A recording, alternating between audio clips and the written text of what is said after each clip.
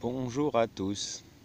Eh bien voilà, je suis dans les Pyrénées-Orientales, à côté de Prats-Balaguer, un joli petit village qui a le mérite d'avoir des sources chaudes gratuites et sauvages dans les bois.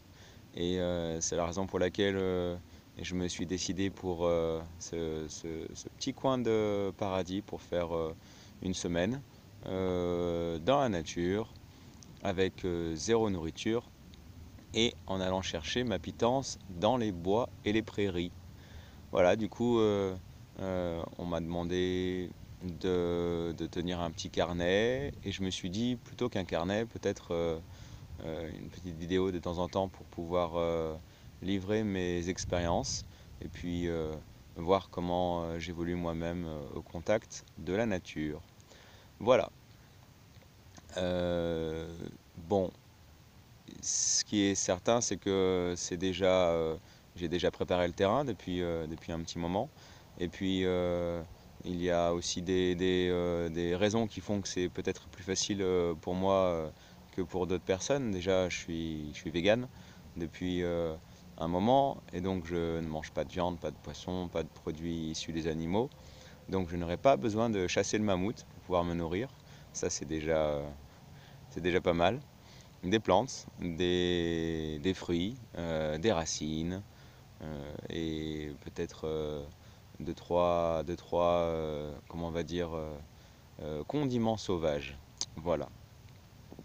La deuxième chose, c'est que je mange déjà une fois par jour depuis quelques mois maintenant, ce qui fait que je suis habitué à ne pas manger pendant la journée, donc c'est peut-être aussi plus facile que pour ceux qui font 3 repas par jour.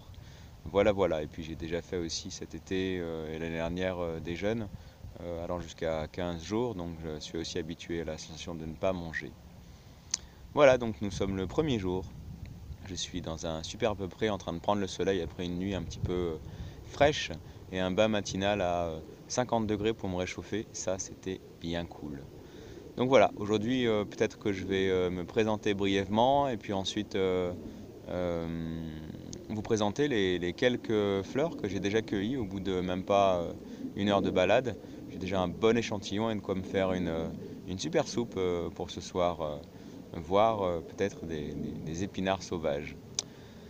Voilà, voilà. Bon, donc moi je m'appelle Patrick Sorel et je suis enseignant en philosophie, ou plutôt je dirais je joue le rôle d'enseignant en philosophie dans une partie de mon existence, parce que je fais d'autres choses à côté aussi. Et voilà, si ce qui m'a amené à philosopher, ou plutôt à essayer de faire de la philosophie, c'était un questionnement sur l'existence, sur mon existence. J'avais envie aussi de creuser un petit peu le, le rapport qu'on entretenait avec les autres êtres vivants.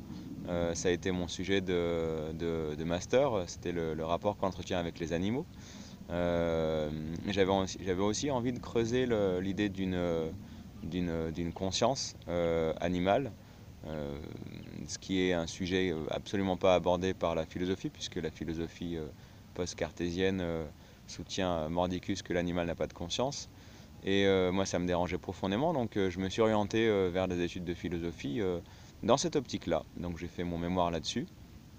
Je me suis rapidement rendu compte que eh bien, la notion même de conscience posait problème. Donc j'en suis venu à essayer de chercher comment caractériser la conscience humaine avant de pouvoir dire si oui ou non des animaux possèdent une conscience, ce qui est quand même un peu réducteur comme questionnement.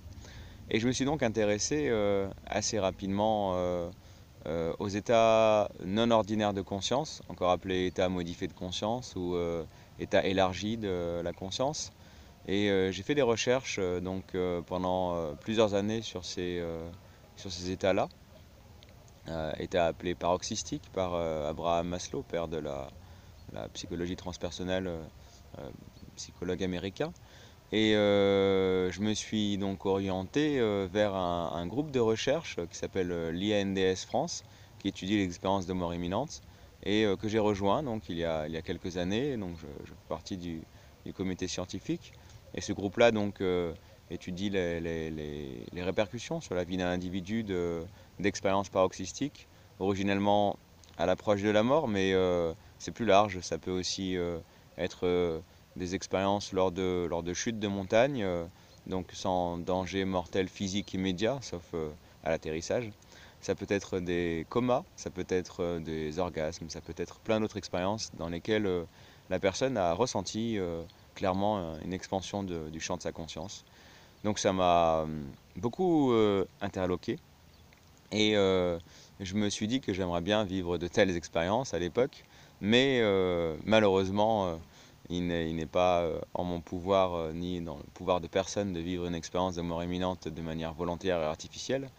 Et du coup, euh, il y a quelques années de ça, étant moi-même dans la motivation de vivre des expériences d'élargissement de la conscience, et n'ayant pas envie de prendre des drogues, des psychédéliques, LSD, ayahuasca, mescaline, iboga, etc., etc., pour moi-même avoir ce genre d'expérience, je me suis orienté vers la respiration holotropique qui m'a beaucoup appris et donc qui est une forme de modification de l'état de conscience qui a été mise en place par un psychiatre tchèque qui s'appelle Stanislav Grof et qui lui voulait remplacer le LSD lorsqu'il a été interdit aux États-Unis et qui faisait des expériences sur des patients en phase terminale de cancer sous LSD. Il a voulu remplacer donc le LSD en créant une méthode à partir de l'hyperventilation et des musiques chamaniques pour pouvoir modifier l'état de conscience de manière assez profonde. Donc voilà, ça fait quelques années que je pratique aussi la respiration holotropique et eh bien, j'en suis fort content. Mais je me suis dit, vous allez comprendre pourquoi je vous dis tout ça, je me suis dit au bout d'un moment que les expériences qui visaient à m'amener à fuir mon corps, à fuir la réalité matérielle, physique, à fuir l'incarnation, c'était effectivement une bonne chose temporairement, mais ça ne pouvait pas m'amener à assumer pleinement mon existence dans un corps. Et du coup, j'ai cherché plutôt à me rapprocher de ce corps et à m'incarner que de vouloir m'enfuir à tout prix, comme le font pas mal d'autres personnes, je pense. Et je me suis mis à tester plusieurs pratiques plutôt corporelles, dont par exemple la danse, que j'avais encore jamais testé, la danse biodynamique, qui est une danse vraiment excellente, qui a été mise en place par un danseur et psychothérapeute qui s'appelle Raphaël Bailey, qui est donc une danse qui emprunte au courant de la biodynamie, William Reich, Libération des cuirasses, et qui vise donc à se réapproprier, à réinvestir, à réintégrer son corps en ressentant plus les différentes parties énergétiques, les chakras, et puis en libérant les blocages émotionnels qui sont ancrés ici et là. Voilà, ça aussi, ça a fait de moi celui que je suis aujourd'hui. Et pour terminer le tableau, je me suis intéressé, toujours dans l'optique de me réincarner, à mon alimentation. Parce que, eh bien, à l'époque, j'étais chercheur en philosophie, agrégé et compagnie, mais j'habitais pas vraiment mon corps et la nourriture, pour moi, c'était juste pour survivre, m'alimenter 3 4 fois par jour, histoire que mon corps ne m'embête pas trop. Je n'appréciais pas plus que ça de manger et j'avais rarement faim parce que ben, je mangeais à rythme très très régulier, comme beaucoup de personnes, je pense aussi.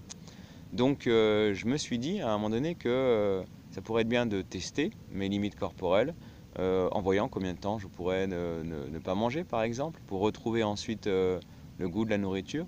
Donc j'ai fait un petit stage dans un organisme spécialisé qui s'appelle Jeunes et Randonnée dans la Drôme. Un stage donc où pendant une semaine on ne s'alimente pas et on marche 3, 4, 5 heures par jour. Donc c'était une belle expérience, assez éprouvante au début, parce que ceux qui font du jeûne savent que dans les 3-4 premiers jours, lorsque le corps libère toutes ces toxines, ben, on déguste un petit peu quand même. Et j'en avais pas mal des toxines. Mais voilà, j'en suis ressorti avec un profond sentiment de liberté et en me disant que finalement c'était pas si terrible que ça de ne pas manger pendant une semaine. Je me suis dit, allez, l'année suivante, je vais essayer pendant 15 jours. Et j'ai mis en place parce que je me suis aperçu aussi que je mangeais sans avoir faim. Donc j'ai mis en place une alimentation un peu différente où j'attendais d'avoir faim pour manger. Et ça m'a amené à me rendre compte que le matin, j'avais pas faim. comme mes enfants n'ont pas faim le matin, comme beaucoup de personnes n'ont pas faim le matin, mais mangent quand même par habitude, et puis parce que quand même, aller à l'école le ventre vide, c'est pas bien, nos parents nous le disent, et puis nos amis aussi. Donc j'ai arrêté de manger le matin, de prendre le petit déjeuner, j'ai commencé à manger à midi. Ma compagne m'a suivi aussi là-dedans, et on s'est rendu compte très vite qu'on digérait mieux, qu'on avait moins de problèmes intestinaux, gastriques, et surtout qu'à midi j'avais envie de manger. C'était une découverte pour moi de manger de la nourriture en ayant envie de manger. Donc j'ai prolongé l'expérience un an après, et je me suis, comment on va dire, autorisé mon corps à faire une pause pendant 15 jours, pendant lesquels je n'ai pas mangé. Donc je buvais de l'eau, hein, c'était pas un jeûne sec, c'était un jeûne hydrique. Je buvais de l'eau, pas mal d'eau, de la tisane aussi, parfois du potage le soir, enfin du potage, du bouillon de légumes dans lequel il n'y avait plus rien, ce qu'on appelle le jeûne Boehringer. Et donc j'ai tenu mes 15 jours sans aucun problème, c'était plus facile que l'année précédente. J'ai juste perdu quelques kilos quand même au passage, une dizaine, et donc le résultat c'est que je me trouvais trop maigre ensuite. Mais c'était vraiment une très belle expérience, encore un sentiment de liberté. Et j'en suis sorti en me disant, parce que j'avais aussi découvert une personne formidable qui s'appelle Aline Arwell, que vous avez certainement déjà vu sur Internet, qui fait des conférences sur son expérience pranique, et qui a un questionnement très intéressant par rapport à la nourriture et à pourquoi est-ce qu'on mange. Est-ce que c'est pour combler des émotions non vécues? Est-ce que c'est pour satisfaire des besoins que l'on pense avoir? Donc je me suis dit, je prolonge l'expérience, et j'essaye de ne manger qu'une fois par jour, le soir, pour voir comment mon corps réagit. Donc au début, les habitudes étant ce qu'elles sont, à midi j'avais un peu faim, mais au bout d'une semaine ou deux, j'avais plus faim le midi. Et donc depuis ce temps-là, depuis 2-3 mois, c'est pas très très long, hein, je mange qu'une fois par soir. En général, entre 5 heures, ça peut être si jamais j'ai faim à 5 heures, ou 6 heures, ou 7 heures, ou 8 heures, ou 9 heures, ou parfois 10 heures du soir, quand j'ai beaucoup de choses à faire dans la journée. Et je m'en porte très bien, pour plusieurs raisons. Déjà parce que eh bien, je me sens léger toute la journée, et je peux faire des tas d'exercices physiques, même parfois assez, assez intenses, assez violents. Je peux faire un bon footing, je peux faire des pompes, des abdos, je peux faire du hockey, le sport que je pratique, et je peux faire plein de choses, le ventre vide, et sans avoir le sentiment de gêne que l'on a quand on a mangé ou quand on est en pleine digestion. Et puis je me sens bien aussi parce que bien, le soir je vais me coucher en étant bien rassasié. Et donc ouais, je vais attendre quand même un petit peu que la digestion se fasse avant d'aller me coucher. Mais j'aime bien cette sensation-là, je dors bien, et je vois que mon ventre apprécie aussi, parce que ma digestion se fait très bien. Donc j'ai décidé de rester à ce régime alimentaire pendant quelques temps, histoire de voir ce que ça fait sur la durée. Voilà, donc j'ai pas repris du poids depuis mon dernier jeûne, vu que maintenant je mange une fois par jour. Mais j'en ai pas perdu non plus. Je me situe entre 58 et 60 kilos, voilà, pour 1m75. Un peu léger, mais j'ai des petits os, il faut dire. Voilà. Voilà, voilà. Donc, tout ça pour dire que me voici dans les Pyrénées à tester une nouvelle expérience, cette fois-ci un peu différente de celle du jeûne. J'expliquerai certainement dans une autre vidéo demain pourquoi elle est différente, mais je peux déjà anticiper un petit peu. C'est pas du tout la même approche de la liberté. Dans le jeûne, l'approche de la liberté qui m'intéresse beaucoup, hein, c'est mon dada depuis pas mal d'années, de tester tout ce qui peut nous libérer. J'ai publié un ouvrage là-dessus en 2016 qui s'appelle L'expérience de la liberté intérieure, voilà, qui m'a permis de vider un peu tout ce que j'avais en moi. Donc la liberté dans le jeûne, c'est une liberté liée à la maîtrise, au lâcher-prise peut-être un peu aussi, mais surtout à l'idée qu'on peut gérer quand même, et qu'on y arrive tout seul, de manière autonome, sans l'aide de personne, donc le corps s'autorégule, et c'est puissant pour l'ego, ça peut même le gonfler pas mal. L'expérience de se nourrir de ce que l'on trouve dans la nature, très différente, puisque déjà on ne sera pas en jeûne, donc on aura plus facilement faim. Le jeûne coupe la sensation de faim assez rapidement, donc il y a déjà ça en moins, alors que quand on mange, eh bien, on ressent la faim très régulièrement. Et on doit compter sur la nature et sa générosité pour nous nourrir. Donc il ne s'agit pas d'une expérience de totale autonomie, autorégulation, dans laquelle je suis capable de tout gérer tout seul, mais il s'agit d'un abandon au sens propre, c'est-à-dire je m'abandonne à ce que la nature va m'offrir et j'attends d'elle qu'elle me donne, mais sans espoir, plutôt en me livrant à elle. Donc c'est une expérience très différente et très intéressante au niveau de la liberté. Voilà, j'en reparlerai un peu plus tard. Alors, comment se passe mon expérience pour l'instant? Bah, plutôt très bien. J'ai eu le bonheur déjà de voir le soleil quand je suis arrivé et en plus de découvrir que l'endroit où j'étais, je ne savais pas du tout à quoi j'allais m'attendre au niveau de ce que j'allais trouver comme nourriture, est assez riche. Dans les Pyrénées, nous sommes fin octobre, début novembre et la nature est encore très généreuse. Donc, je vais vous faire un petit topo de différentes plantes que j'ai pu cueillir déjà en une demi-heure, 1 heure de promenade. J'ai pas encore trouvé de champignons. J'adore les champignons, mais si j'ai trouvé une amanite phalloïde, donc pas bon, pas bon, et quelques russules rougeâtres que j'apprécie pas plus que ça. Mais en tout cas, au niveau des plantes, ben, je suis bien servi. Donc je vais vous en faire voir quelques-unes, en commençant par les plus connues peut-être, et puis en allant vers des plantes peut-être un petit peu moins connues, mais quand même assez répandues. Alors, la caméra, plouf, je me mets comme ça. Celle que vous connaissez le plus, c'est celle-là. Est-ce que on la voit bien comme ça? Ouais, du pissenlit. Voilà, c'est la plante peut-être que les gens connaissent le plus et ça fait des salades assez, assez bonnes à manger. Si vous mélangez ça avec une autre plante très connue qui s'appelle le plantain, lancéolé, en salade, c'est très bon aussi. D'ailleurs, vous pouvez manger du plantain pas lancéolé, c'est-à-dire celui qui est bien rond. Il est un petit peu plus amer quand même. Et si vous mélangez ça avec de la pimprenelle, voilà, on la voit bien comme ça.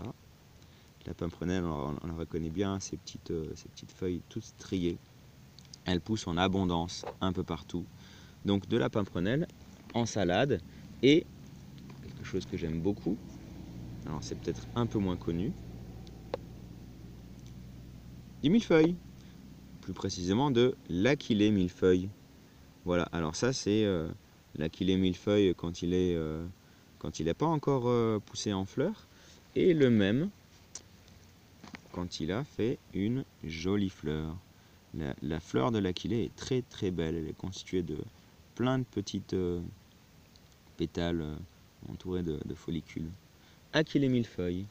Voilà, donc tout ça c'est pour faire une bonne salade. Ah oui, on peut rajouter aussi dans la salade, les gens le savent peut-être un petit peu moins. Est-ce qu'on les voit bien? Je vais n'en prendre qu'une seule. Hop, celle-là, voilà. Ouais, je suis sûr que vous la reconnaissez, c'est une feuille de fraisier, de fraises sauvages. Alors on mange les fraises sauvages, on les aime bien, elles sont vraiment délicieuses, mais les fleurs aussi peuvent se manger, les feuilles, désolé, et elles peuvent faire une très bonne salade. Voilà. Qu'ai-je trouvé d'autre ce matin? J'ai trouvé en abondance. Alors, est-ce que je vais réussir à montrer ça? Comme ça, on va essayer. Ouais, on voit pas grand-chose. C'est quoi? C'est quoi? Eh bien, c'est de la carotte sauvage. Et on la reconnaît assez facilement, on la distingue de la ciguë assez facilement, pour au moins 3-4 raisons. Déjà, quand elle a fleuri, elle a une sommité qui est rouge-violette au centre de son ombelle, alors que la ciguë, non. Ensuite, elle est assez velue sur toute sa tige. Et puis, enfin, eh bien, quand vous la froissez entre les doigts, elle dégage une odeur caractéristique de carotte. D'ailleurs, la racine elle-même, dans la nature, est très bonne. Elle se mange. Donc, j'ai pas peur de m'empoisonner avec de la ciguë, je sais que c'est de la carotte. Et j'ai trouvé aussi, tiens, ça, c'est très connu, mais... Je sais pas si on voit bien comme ça. Ah, comme ça, c'est pas mal. Ah oui. Du trèfle sauvage. Les enfants adorent sucer la fleur qui est bien sucrée, mais les feuilles sont aussi très bonnes, soit en salade, soit on peut les faire cuire. Voilà, toujours dans la même, hop là, dans la même catégorie. Alors ça, il ne faut pas trop le faire cuire parce que ça perd tout son goût. D'ailleurs, ça a plus d'odeur que de goût, mais c'est de... Alors, est-ce qu'on va le voir comme ça? Ouais, on voit pas très bien quand même, hein. C'est de l'origan sauvage, qui lui donc peut faire une très bonne tisane. Alors il faut vraiment pas le faire en décoction parce qu'autrement il devient insipide. Même en tisane, il ne faut pas faire trop chauffer. Le mieux c'est la tisane solaire où vous prenez une casserole, vous mettez de l'eau, vous laissez au soleil avec l'origan pendant 2-3 heures et c'est excellent. Pour la tisane, j'ai trouvé aussi de la menthe sauvage qui pousse un peu partout. D'ailleurs, celle-là, elle était pas très loin des sources chaudes, donc là où il y a de l'eau. Et puis j'ai trouvé aussi, on est dans le sud, donc ça c'est génial, du thym pour faire de la tisane et pour lutter contre le rhume qui pourrait m'envahir quand il fait froid la nuit. Voilà, est-ce que j'ai fait le tour? Ah non, j'ai pas fait le tour, puisque j'ai trouvé aussi, alors ça je sais pas si on va pouvoir, ouais, voilà, comme ça. Bon, ça, c'est quand même relativement connu. Du cynorrhodon, le fameux gras de cul, qui est excellent quand il est déjà bien mûr et qu'on peut le déguster en enlevant les graines et les poils qui sont à l'intérieur. C'est très sucré, c'est très bon. Et puis, bon, ben, par contre, je m'attendais à en trouver plus. Chez moi, dans l'Isère, il y en a en abondance. Je n'en ai pas pris puisque je ne voulais rien prendre en partant. Ici, c'est un peu moins fourni, mais j'en ai trouvé quelques-uns. Je me disais que ça allait faire la base de mon alimentation. Ce sont des glands. Et oui, car les glands se mangent. Bon, il faut faire attention, sauf ceux du chêne vert. D'ailleurs, ceux-là, ce sont des glands du chêne vert, donc ça c'est cool. Mais ils sont vraiment plus petits que les autres quand même. Les glands se mangent, mais il faut les faire cuire, il faut les faire bouillir 2 fois pour pouvoir enlever tout le tanin qu'il y a dedans. Donc déjà, il faut enlever l'écorce et la peau, ça c'est déjà pas rien. Donc soit on les fait griller en les ouvrant, soit on les fait cuire un peu à l'eau pour pouvoir enlever la peau facilement. Donc c'est déjà pas mal de boulot. Quand on est chez soi, on n'a pas que ça à faire. Quand on est à la nature et qu'on n'a rien d'autre à faire, eh ben c'est cool. Et ensuite, il faut les faire, on les concasse pour faire les morceaux les plus petits possibles et on les fait bouillir à grande eau. Une première fois, 20 minutes, l'eau devient toute marron, on la jette, elle est chargée de tanin. Et on refait bouillir une deuxième fois à grande eau, 20 minutes. Si l'eau devient à nouveau marron, on la jette et on recommence une troisième fois. Et si l'eau est claire, eh ben c'est bon, on peut consommer les glands. Dans mon cas, j'aurais besoin de les faire bouillir qu'une seule fois, je pense, puisque c'est les glands du chêne vert qui ont beaucoup moins de tanin que les autres. Par contre, ils sont beaucoup plus petits. Voilà. J'ai pas trouvé de châtaigne. Oh, je suis déçu hein, parce que j'aurais bien aimé en faire aussi une base. Pas encore trouvé de champignons, mais j'ai déjà de quoi me faire une sacrée salade. Ah, j'ai oublié quand même le mieux. Il est là. Ah, ça, on le trouve en abondance un peu partout. Est-ce que... Voilà, ah là on voit bien là. Ça, c'est du kénopode blanc. C'est délicieux. Autant les feuilles, qu'on reconnaît, qui sont assez caractéristiques, que les petites graines au bout qui se mangent aussi, qui font en légumes une belle farine. Eh bien, le kénopode blanc est assez fréquent et fort goûteux. Donc ça va faire ma base d'épinards sauvages. Voilà. Donc en résumé, j'ai du thym, de la menthe et de l'origan pour me faire des tisanes. J'ai des fraises sauvages, des carottes sauvages, du trèfle, de l'aquilée, de la pimprenelle, du pissenlit et du plantain lancéolé pour me faire des salades. Et j'ai des baies de cynorrhodon et des glands. Voilà, ça c'est 1 heure de recherche maximum. Et j'espère bien pouvoir trouver plein de choses encore. Donc voilà, je vais continuer ma balade en recherche d'autres choses. Et puis vous souhaitez donc une belle aventure si vous décidez de tenter aussi l'aventure. Je reprendrai la caméra d'ici un jour ou deux pour vous dire où j'en suis. en vous souhaitant un bon visionnage. Bonne journée!